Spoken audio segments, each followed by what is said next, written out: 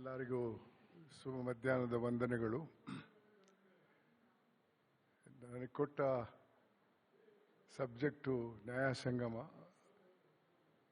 ಅದು ಬಹಳ ದೊಡ್ಡ ಸಬ್ಜೆಕ್ಟು. ಅದರಲ್ಲಿ ಒಂದು ಭಾಗದ ಬಗ್ಗೆ ನಾನು ಇವತ್ತು ಮಾತಾಡಕ್ಕೆ ಹೋಗ್ತೇನೆ. ಅದು ಸಾಮಾಜಿಕ ಮೌಲ್ಯಗಳ ಕುಸಿತ ಮತ್ತು ಅದರ ಪರಿಣಾಮ. ನಾನು ಹಲವಾರು ಹುದ್ದೆಯಲ್ಲಿ ಕೆಲಸ ಮಾಡಿದಂಥ ವ್ಯಕ್ತಿ. ಆದರೆ ಕರ್ನಾಟಕ ಲೋಕಾಯುಕ್ತಕ್ಕೆ ಬಂದ ನಂತರ ನನಗನಿಸಿದ್ದು ಅಷ್ಟರವರೆಗೆ ನಾನೊಬ್ಬ ಕೂಪಮಂಡೂಕನಾಗಿದ್ದೆ. ಸಮಾಜದಲ್ಲಿ ಆಗ ಹೋಗುವಂಥ ಅನ್ಯಾಯದ ಬಗ್ಗೆ ನನಗೆ ಜಾಸ್ತಿ ಅರಿವಿರಲಿಲ್ಲ. ನಾನು ಸುಖವಾಗಿದ್ದೆ, ಭಾಳಷ್ಟು ಜನರು ಸುಖವಾಗಿದ್ದರಂತ ತಿಳ್ಕೊಂಡಂಥ ವ್ಯಕ್ತಿ ನಾನು. ಲೋಕಾಯುಕ್ತಕ್ಕೆ ಬಂದ ಸ್ವಲ್ಪ ಸಮಯದಲ್ಲೇ ಭಾಳಷ್ಟು ಅನ್ಯಾಯವನ್ನು ಕಂಡೆ. ಅದು ಕೂಡ ಸಂವಿಧಾನದಲ್ಲಿ ಜನರ ಸೇವೆಗಾಗಿ ಸೃಷ್ಟಿ ಮಾಡಿದಂಥ ಸಂಸ್ಥೆಗಳಿಂದ. ಅದು ಶಾಸಕಾಂಗವೇ ಇರ್ಬೋದು, ಕಾರ್ಯಾಂಗವೇ ಇರ್ಬೋದು, ನ್ಯಾಯಾಂಗವೇ ಇರ್ಬೋದು. ಇಂಥ ಸಂಸ್ಥೆಗಳಿಂದ ಜನರಿಗಾಗದಂಥ ಅನ್ಯಾಯವನ್ನು ಭಾಳ ಹತ್ತಿರದಿಂದ ಕಂಡೆ. ಇದು ಯಾಕೆ ಈ ರೀತಿ ಆಗ್ತಾ ಇದೆ ಅಂತ ನಾನು ನನ್ನಲ್ಲೇ ಚರ್ಚೆ ಮಾಡಿದಾಗ ನನಗನಿಸಿದ್ದು, ಇದು ವ್ಯಕ್ತಿಗಳ ತಪ್ಪಲ್ಲ, ಇದು ಸಮಾಜದ ತಪ್ಪು. ನಾನು ಚಿಕ್ಕವನಾಗಿದ್ದಾಗ ಅಂಥ ಸಮಾಜದಲ್ಲಿದ್ದೆ. ಆ ಸಮಾಜ ಒಳ್ಳೆ ಕೆಲಸ ಮಾಡಿದ್ದವರನ್ನ ಗುರುತಿಸಿ ಸನ್ಮಾನಿಸ್ತಾ ಇತ್ತು, ತಪ್ಪು ಮಾಡಿದ್ದವರನ್ನ ಶಿಕ್ಷಿಸ್ತಾ ಇತ್ತು. ಅದು ಕೋರ್ಟ್ ಶಿಕ್ಷೆ ಅಲ್ಲ.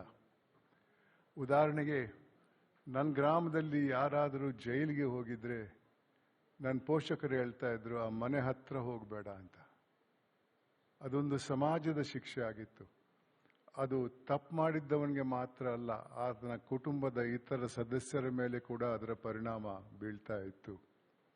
ಆದ್ರಿಂದ ಜನರು ತಪ್ಪು ಮಾಡೋಕ್ಕೆ ಹೆದರ್ತಾ ಇದ್ರು. ಇವತ್ತು ಆ ಸಮಾಜದ ಭಾವನೆಯಲ್ಲಿ ಬದಲಾವಣೆ ಬಂದಿದೆ.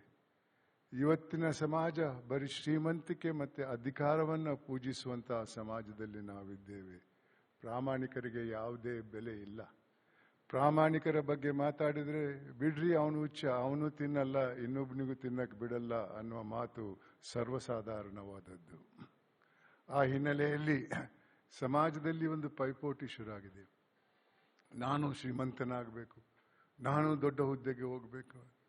ಶ್ರೀಮಂತನಾಗುವುದರಲ್ಲಿ ಏನು ತಪ್ಪಿಲ್ಲ, ದೊಡ್ಡ ಹುದ್ದೆಗೆ ಹೋಗುವುದರಲ್ಲಿ ಏನು ತಪ್ಪಿಲ್ಲ. ಆದರೆ ಕಾನೂನು ಚೌಕಟ್ಟಲ್ಲಿ ಇನ್ನೊಬ್ಬನ ಜೇಬಿ ಕೈ ಹಾಕಿ ಅಲ್ಲ, ಇನ್ನೊಬ್ಬನ ಹೊಟ್ಟೆ ಕಲ್ಲಾಕಿ ಅಲ್ಲ. ಅಂಥ ಸಂಪತ್ತಿನಿಂದ ಎಂದೂ ಸಂತಸ ಬರಲ್ಲ. ನಾನು ನನ್ನ ವೈಯಕ್ತಿಕ ಅನುಭವದಿಂದ ನಿಮ್ಗೆ ಹೇಳ್ತಾ ಇದ್ದೇನೆ. ಬಂಧುಗಳೇ, ವಿದ್ಯಾರ್ಥಿನಿಯರೇ, ಈ ಒಂದು ಸಮಸ್ಯೆ ನಮ್ಮ ದೇಶವನ್ನ ಬಹಳ ಒಂದು ಕಷ್ಟದಲ್ಲಿ ಹಾಕಿದೆ. ಈ ದೇಶದಲ್ಲಿ ಬಹಳಷ್ಟು ಅಭಿವೃದ್ಧಿ ಆಗಿದೆ. ಆದರೆ ಎಲ್ಲಕ್ಕಿಂತಲೂ ಜಾಸ್ತಿ ಅಭಿವೃದ್ಧಿ ಆದದ್ದು ದುರಾಸೆ ಅನ್ನೋ ರೋಗ. ಈ ಪದ ಅಭಿವೃದ್ಧಿ ನಾನು ಬೇಕಂತಲೇ ಬಳಸ್ತಾ ಇದ್ದೇನೆ. ಈ ಅಭಿವೃದ್ಧಿಯ ಹಿನ್ನೆಲೆಯನ್ನು ನಾನು ಸ್ವಲ್ಪ ನಿಮ್ಮ ಮುಂದೆ ಬಿಡ ಬಯಸ್ತೇನೆ. ಇದರಲ್ಲಿ ನಾನು ಹೇಳುವಂತಹ ಸಂಖ್ಯೆಗಳು ನಾನು ಸೃಷ್ಟಿ ಮಾಡಿದ್ದಲ್ಲ. ವಿಚಾರಣೆ ನಂತರ ಕೇಂದ್ರ ಸರ್ಕಾರಕ್ಕೆ ವರದಿ ಮೂಲಕ ಕೊಟ್ಟಂತ ಒಬ್ಬ ಸಂವಿಧಾನದ ಅಧಿಕಾರಿ, CAG, the comptroller and auditor general of India, ಅವರು ತಮ್ಮ ವರದಿಯಲ್ಲಿ ಕೇಂದ್ರ ಸರ್ಕಾರಕ್ಕೆ ಹೇಳಿದಂಥ ಮಾತು, ಹೇಳಿದಂಥ ಸಂಖ್ಯೆ, ಇದನ್ನ ನೀವು ಗೂಗಲ್ಗೆ ಹೋಗಿ ನೋಡಿದರೆ ಗೂಗಲಲ್ಲಿ ಕೂಡ ಅದು ಇದೆ. ಆದ್ರಿಂದ ಈ ಸಂಖ್ಯೆ ನಾನು ಸೃಷ್ಟಿ ಮಾಡಿದ್ದ ಅಲ್ಲ. 50ನೇ ದಶಕದಲ್ಲಿ ಸಾವಿರಾರು ಹಗರಣಗಳು ನಡೆದವು. ಅದರಲ್ಲಿ ಒಂದು ಹಗರಣದ ಮಾಹಿತಿ ನಿಮ್ಗೆ ಕೊಡ್ತೇನೆ. ಜೀಪ್ ಹಗರಣ ಅಂತ. ಪರದೇಶದಿಂದ ನಮ್ಮ ಯೋಧರಿಗೆ ಜೀಪ್ ವಾಹನವನ್ನು ಖರೀದಿ ಮಾಡುವ ಒಂದು ಕಾಂಟ್ರಾಕ್ಟ್ ಅಲ್ಲಿ ಅಧಿಕಾರದಲ್ಲಿದ್ದ ಕೆಲವರು 52 ಲಕ್ಷ ರೂಪಾಯಿ ಕೊಳ್ಳೆ ಹೊಡೆದರು 50ನೇ ದಶಕದಲ್ಲಿ. ತದನಂತರದ ದಶಕದಲ್ಲಿ ಬೋಫರ್ಸ್ ಅನ್ನೋ ಒಂದು ಹಗರಣ ಬಯಲಿಗೆ ಬಂತು. ಪರದೇಶದಿಂದ ನಮ್ಮ ಯೋಧರಿಗೆ ಆಯುಧವನ್ನು ಖರೀದಿ ಮಾಡುವ ಕಾಂಟ್ರಾಕ್ಟ್ ಅಲ್ಲಿ ಕೆಲವು ಅಧಿಕಾರದಲ್ಲಿದ್ದವರು 64 ಕೋಟಿ ರೂಪಾಯಿ ಕೊಳ್ಳೆ ಹೊಡೆದರು. ತದನಂತರದ ದಶಕದಲ್ಲಿ ಕಾಮನ್ವೆಲ್ತ್ ಗೇಮ್ಸ್ ಅನ್ನೋ ಒಂದು ಹಗರಣ ಬಯಲಿಗೆ ಬಂತು. ಅದರಲ್ಲಿ ಅಧಿಕಾರದಲ್ಲಿ ಇದ್ದಂತ ಕೆಲವರು 70,000 ಕೋಟಿ ರೂಪಾಯಿ ಒಂದು ಹಗರಣದಲ್ಲಿ ಕೊಳ್ಳೆ ಹೊಡೆದರು. ತದನಂತರ 2G ಅನ್ನೋ ಒಂದು ಹಗರಣ ಬಯಲಿಗೆ ಬಂತು. ಅದರಲ್ಲಿ 1,76,000 ಕೋಟಿ ರೂಪಾಯಿ ಕೊಳ್ಳೆ ಹೊಡೆದರು. ತದನಂತರ ಕೋಲ್ಗೇಟ್ ಅನ್ನೋ ಒಂದು ಹಗರಣ ಬಯಲಿಗೆ ಬಂತು, ಕಲ್ಲಿದ್ದಲ್ನ ಹಗರಣ. ಅದರಲ್ಲಿ 1,86,000 ಕೋಟಿ ರೂಪಾಯಿ ಕೊಳ್ಳೆ ಹೊಡೆದರು. ವಿದ್ಯಾರ್ಥಿನಿಯರೇ, ನಿಮ್ಮ ಭವಿಷ್ಯದ ವಿಚಾರ. ಒಂದೊಂದು ಹಗರಣದಲ್ಲಿ ಇಷ್ಟೊಂದು ಹಣ ಸೋರ್ಕೊಂಡು ಹೋದ್ರೆ ಆ ದಶಕದಲ್ಲಿ ಆದಂತ ಎಲ್ಲಾ ಹಗರಣಗಳಿಗೆ ಅಲ್ಲಿ ಸೋರ್ಕೊಂಡು ಹೋದಂತ ಹಣಕ್ಕೆ ಲೆಕ್ಕ ಹಾಕಿದ್ರೆ ಎಷ್ಟು ಹಣ ಅಭಿವೃದ್ಧಿಗೆ ಹೋಗಿರಬಹುದು? ಇದರ ಸ್ವಲ್ಪ ಸಂಕ್ಷಿಪ್ತ ವರದಿಯನ್ನ ಒಬ್ಬರು ಮಾಜಿ ಪ್ರಧಾನಮಂತ್ರಿಗಳು 1985ರಲ್ಲಿ ಮೈಸೂರಲ್ಲಿ ಬಹಿರಂಗವಾಗಿ ಹೇಳಿದಂತ ಮಾತು ದಿವಂಗತ ರಾಜೀವ್ ಗಾಂಧಿ ಅವರು. ಅವ್ರು ಹೇಳ್ತಾರೆ, 85ನೇ ಇಸ್ವಿಯಲ್ಲಿ ಸರ್ಕಾರ ಅಭಿವೃದ್ಧಿಗೆ ಕೊಟ್ಟಂತ ₹1 ಕೊನೆ ಹಂತಕ್ಕೆ ಹೋದದ್ದು 15 ಪೈಸೆ ಮಾತ್ರ. 85ರಲ್ಲಿ. 2025ರಲ್ಲಿದ್ದೇವೆ. ದುರಾಸೆ ಕಮ್ಮಿ ಆಗಿಲ್ಲ. ಇವತ್ತು ₹100 15 ಪೈಸೆ ಹೋಗಬಹುದೇ? ನೀವು ಪೇಪರಲ್ಲಿ ಓದ್ತಾ ಇರಬೇಕು, ಒಂದು ರಾಜಕೀಯ ಪಕ್ಷದವರು ಇನ್ನೊಂದು ರಾಜಕೀಯ ಪಕ್ಷವನ್ನ ನಿಮ್ದು 40% ಸರ್ಕಾರ ಅಂತಾರೆ. ಅವ್ರು ಇಲ್ಲ ಅನ್ನಲ್ಲ.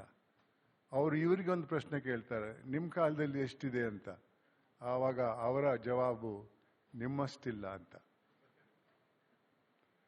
ಇದು ಸರ್ವಸಾಧಾರಣವಾಗಿದೆ.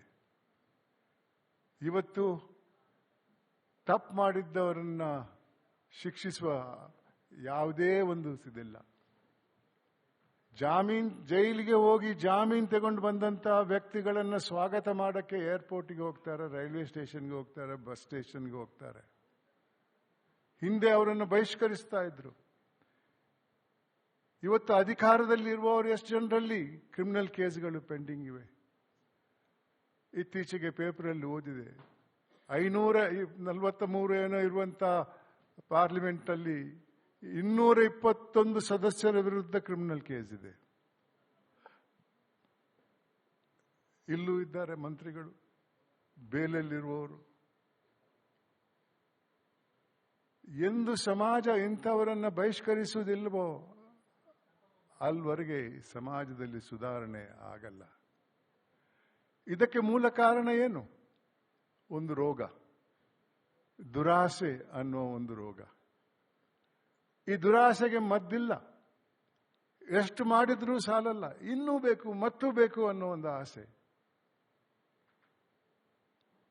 ಈ ದುರಾಸೆಯನ್ನು ನಿಯಂತ್ರಿಸುವುದು ಹೇಗೆ? ಕೋರ್ಟಿನ ಕೇಸ್ಗಳಿಗೆ ಯಾವ ವ್ಯಕ್ತಿನೂ ಹೆದರಲ್ಲ. ಆ ಕೊನೆ ಹಂತದಿಂದ ತೀರ್ಪು ಬರಬೇಕಾದ್ರೆ 50-55 ವರ್ಷ ಬೇಕು. ಯಾರು ಹೆದರ್ತಾರೆ? ಒಂದೊಂದು ಕೋರ್ಟಲ್ಲಿ ಇವತ್ತು ಕೇಸ್ಗಳು ಮುಗಿಬೇಕಾದ್ರೆ 10-15 ವರ್ಷ ಕಮ್ಮಿಯಲ್ಲಿ ಬೇಕು. ಯಾರೂ ಶಿಕ್ಷೆಗೆ ಹೆದರಲ್ಲ. ನನ್ನ ಹತ್ರ ದಾಖಲೆಗಳಿವೆ. 40-45 ವರ್ಷದ ನಂತರ 3 ವರ್ಷ ಶಿಕ್ಷೆ ಆಗ್ತದೆ. ಅಥವಾ 40 ವರ್ಷ ಜೈಲಲ್ಲಿ ಇದ್ದವರನ್ನ ಮತ್ತೆ 45 ವರ್ಷ 50 ವರ್ಷದ ನಂತರ ಖುಲಾಸೆ ಮಾಡ್ತಾರೆ. ಅಂತಹ ಪದ್ಧತಿ ಸಂವಿಧಾನದ ಒಂದು ಸ್ತಂಭದಲ್ಲಿದೆ. ಇನ್ನೆರಡು ಸ್ತಂಭದ ಬಗ್ಗೆ ಜಾಸ್ತಿ ಮಾತಾಡಬೇಕಾಗಿಲ್ಲ, ನಿಮ್ಗೆಲ್ರಿಗೂ ಗೊತ್ತಿದ್ದಂತ ವಿಚಾರ. ವಿದ್ಯಾರ್ಥಿನಿಯರೇ, ಈ ಒಂದು ದುರಾಸೆಗೆ ಒಂದೇ ಒಂದು ಮದ್ದು, ನಮ್ಮ ಹಿರಿಯರು ಕಟ್ಟಿದಂತ ಒಂದು ಮೌಲ್ಯ, ತೃಪ್ತಿ ಅನ್ನುವ ಗುಣ. ತೃಪ್ತಿ ಇದ್ರೆ ದುರಾಸೆ ಬರಲ್ಲ. ದುರಾಸೆ ಇದ್ದು ತೃಪ್ತಿಯನ್ನು ಬಲಪಡಿಸಿದ್ರೆ ಆ ತೃಪ್ತಿ ದುರಾಸೆಗೆ ಮಟ್ಟ ಹಾಕ್ತದೆ. ತೃಪ್ತಿ ಇದ್ರೆ ಜೀವನದಲ್ಲಿ ಸಂತಸ ಇರ್ತದೆ, ರಾತ್ರಿ ಒಳ್ಳೆ ನಿದ್ದೆ ಬರ್ತದೆ. ಇತ್ತೀಚೆಗೆ ಟಿವಿಯಲ್ಲಿ ಒಂದು ನ್ಯೂಸ್ ಐಟಮ್ ಕಂಡೆ ನಾನು, ಒಂದು 3-4 ತಿಂಗಳ ಹಿಂದ್ಗಡೆ. ಒಬ್ಬ ಸಂಸದನ ಮನೆ ದಾಳಿ ಮಾಡ್ತಾರೆ ಎನ್ಫೋರ್ಸ್ಮೆಂಟ್ ಡಿಪಾರ್ಟ್ಮೆಂಟ್ನವರು. ಅಲ್ಲಿ 252 ಕೋಟಿ ರೂಪಾಯಿ ನಗದು ಹಣ ಕಂತೆ ಕಟ್ಟಿ ಕಬಾಟಲ್ಲಿ ಇಟ್ಟಿರ್ತಾರೆ. ಅದನ್ನ ಜಪ್ತಿ ಮಾಡ್ತಾರೆ. ಆ ಹಣ ಎಂದೂ ಅವನಿಗೆ ವಾಪಸ್ ಹೋಗಲ್ಲ. ಅವನಿಗೆ ಶಿಕ್ಷೆ ಆದರೂ ಕೂಡ ಆ ಹಣ, ಖುಲಾಸೆ ಆದರೂ ಕೂಡ ಆ ಹಣ ವಾಪಸ್ ಹೋಗಲ್ಲ. ಅಂತ ಹಣದಿಂದ ನಿದ್ದೆ ಬರಲ್ಲ. ಇದ್ದದ್ರಲ್ಲೇ ಸಂತಸ ಪಡೆಯುವಂತ ಒಂದು ಗುಣವನ್ನ ನೀವು ಅಳವಡಿಸಿದ್ರೆ ಖಂಡಿತವಾಗಿಯೂ ನಿಮ್ಮ ಜೀವನ ಸಾರ್ಥಕ ಆಗ್ತದೆ. ವಿದ್ಯಾರ್ಥಿನಿಯರೇ, ಹಿರಿಯರೇ, ಹಾಗಂದ್ರೆ ಒಂದು ಸಂದರ್ಭಕ್ಕೆ ನಿಮ್ಗೆ ಡಿಗ್ರಿ ಸಿಕ್ತು, ಕೆಲಸ ಸಿಕ್ತು, ಇನ್ನೇನ್ ಬೇಡ ಸನ್ಯಾಸಿ ಆಗ್ತೇನೆ ಅಂತ ಅಲ್ಲ. ಎಲ್ಲರಲ್ಲೂ ಆಕಾಂಕ್ಷೆ ಅನ್ನೋ ಒಂದು ಗುಣ ಇರಬೇಕು. ಜಾಸ್ತಿ ಓದ್ಬೇಕು, ದೊಡ್ಡ ಹುದ್ದೆಗೆ ಹೋಗ್ಬೇಕು, ಶ್ರೀಮಂತನಾಗಬೇಕು, ಏನೂ ತಪ್ಪಿಲ್ಲ. ಆದರೆ ಕಾನೂನು ಚೌಕಟ್ಟಲ್ಲಿ ಶ್ರೀಮಂತರಾಗಿ ದೊಡ್ಡ ಹುದ್ದೆಗೆ ಹೋಗಿ ಕೋಟ್ಯಾಂತರ ರೂಪಾಯಿ ಮಾಡಿ ತೆರಿಗೆ ಕಟ್ಟಿ ನಿಮಗೆ ಇಷ್ಟ ಬಂದಂಗೆ ಖರ್ಚು ಮಾಡಿ, ನಿಮ್ಮಲ್ಲಿ ದಾನ ಮಾಡುವ ಪ್ರವೃತ್ತಿ ಇದ್ರೆ ದಾನ ಮಾಡಿ. ಆವಾಗ ಜೀವನ ಸಾರ್ಥಕವಾಗ್ತದೆ. ಇಲ್ಲದೆ ಇದ್ರೆ ಖಂಡಿತವಾಗಿಯೂ ಈ ಜೀವನ ಎಂದೂ ನಿಮಗೆ ಸಂತಸ ತರಲ್ಲ.